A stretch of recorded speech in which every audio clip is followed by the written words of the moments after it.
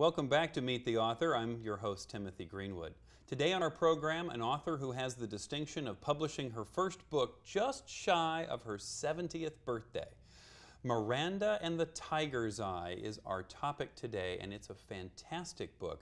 At its debut, it had more people show up for autographs and sold more copies than had ever happened at that sort of debut at that bookstore. And with us today is the author, Sara Beacham, who I'm very proud to welcome to the program. Hi, Sara. Good to see you today. Hi, Tim. Thank you for your introduction. You've written a science fiction novel, 3 books for young readers, and a number of short stories, but Miranda and the Tiger's Eye is your first published work. That's right. Now, launching your book was, the launch was held in Houston, right? Yes. Is Houston where you grew up? No, I grew up in Port Arthur, Texas. It's a small town near the coast. And then in 1978, my husband and my 3 children and I moved to Houston. And that's where I've lived ever since. Now, did you discover your writing gift as a young person in Port Arthur or later on in Houston? Well, I didn't really discover my writing skills until after I married. I did a lot of involved daydreaming because I didn't like school too much. I like involved daydreaming instead of the uninvolved kind. So I was there. Well, it was very complicated daydreams, you know. It was when I finally got out of school, I realized that I could set them down on paper as short stories. So how did you juggle your time between being a young mother and being a writer? Well, I had insomnia when I was a young mother, and so I would get up during the night and I would write my stories at night. And I had a baby daughter, and she liked to get up at night too. And well, especially if mom's up. Let's go play. And so I would get her up, and I would put her in. I had a big rocking chair. It was one of these early American rocking chairs with the wide arms. And so I would put her in my left arm, and I would get a big legal-sized clipboard, and I put that in my right hand, and I would write while I was rocking her. And we rocked for miles and miles, and while I would write. And she would sit there and she would suck her fingers, and I would rock. And she was a very attentive and supportive person while I was writing my stories. Well, you always hear about someone having a writing partner, but you think about them helping you put the words together. But Right. she was your partner while you were writing. Right. And then in the daytime, well, of course, she was ready to sleep because she was awake half the night, but she was ready to sleep during the day. So I was able to type, and I typed on this huge, you know, cast iron steam-driven Royal typewriter, and I would type while she slept during the day. So Sara, can you tell us a little bit more about the story about Miranda? Miranda is a 10-year-old girl living in a high-rise apartment. She's tall for her age and precocious. She loves the History Channel. She has a vast knowledge of art, history, and science. She is creative and imaginative and can easily adapt to new situations, no matter how odd. Miranda was recently given a tiger's eye stone by her father that she believes to possess magical powers. While sitting in her window seat, the stone gets away from her and floats onto the balcony. While trying to receive the stone, Miranda falls through a crack in the balcony and lands in a tree. She jumps down from the tree and finds herself in the ambient world. The ambient world. Yes. Just below your favorite balcony. Well, the ambient world is a world that exists in and around the world we live in. And only a privileged few have been allowed to venture into this world. Most people are not aware of it.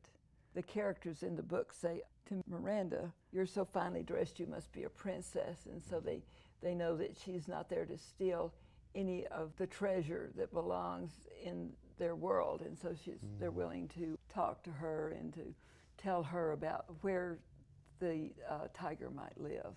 So we know a little more about Miranda in the story. Can you tell me more about some other characters that are on the cover of the book? All right, now then the first person she meets in the ambient world after floating from her balcony is Miss Birdie Archer. Now, Miss Archer is a legal secretary bird. Miss Archer is a native of Africa, and she does legal work for Judge Al. She's very opinionated and doesn't get around much, but she's a great typist.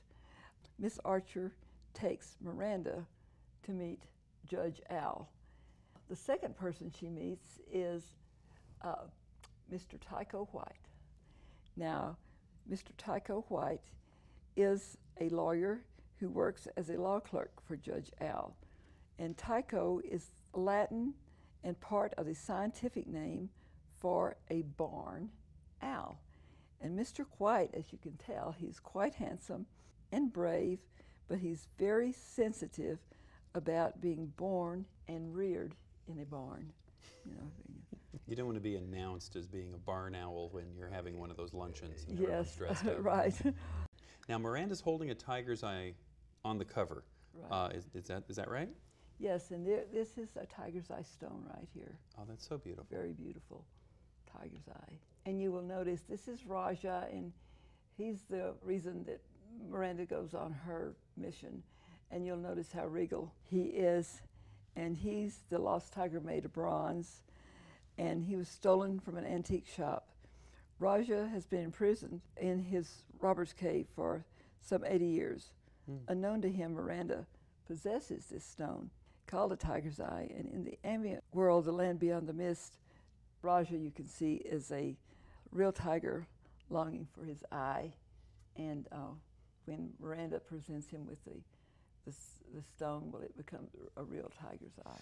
This is a magnificent cover on the book or on the poster. This is so beautiful. Is there a story behind the artwork? Yes, we had a difficult time finding someone to illustrate the cover.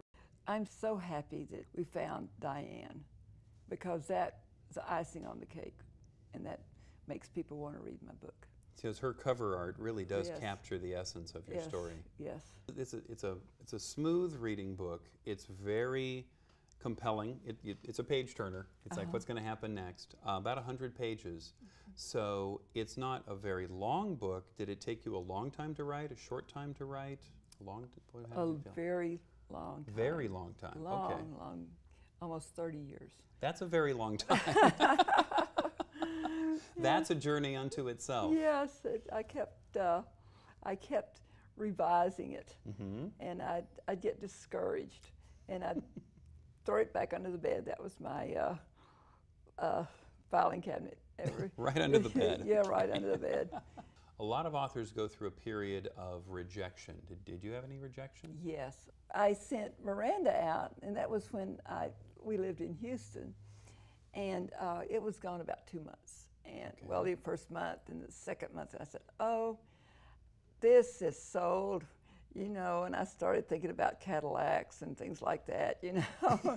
Well, the jury's out a longer time. They say that means that they're thinking positively, yes. And then one day I saw the mailman come, and I saw them put that self-addressed stamped envelope in the thing. I said, oh, well, I'll go get my thing and see what they said. Maybe they had a nice comment on my thing, because it was gone so long. Right. And Out so to the mailbox. Out to the mailbox. And I opened the mailbox, and there was my poor Miranda and the tiger's eye, and it had tire tracks. Tire tracks? Tire tracks. All over it. Not just one tire track, but just tire Not tracks. one. Tire tracks all over it, like somebody viciously tortured by, you know, ran it all over it. I said, well, and I couldn't send my poor manuscript out to have it abused like that. No. I understand you wanting to protect it. It's a really good book, and I know it's targeted at young people, but it has many things that I enjoyed. I haven't been young for a while, unfortunately, but there's clever phrases, there's references to our world, not the ambient world.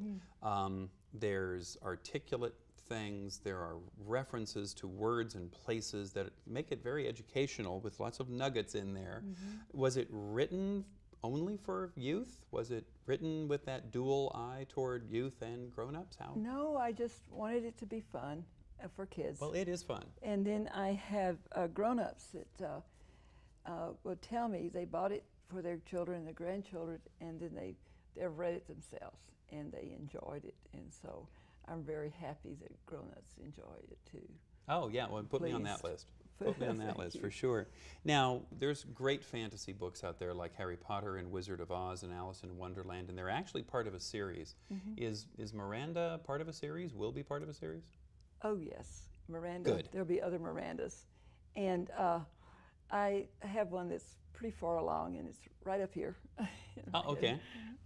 The best storage place in town. Sara, I want to thank you for being on Meet the Author today. Well, you're welcome. I've enjoyed this. So we have Miranda and the Tiger's Eye and more in the series to come.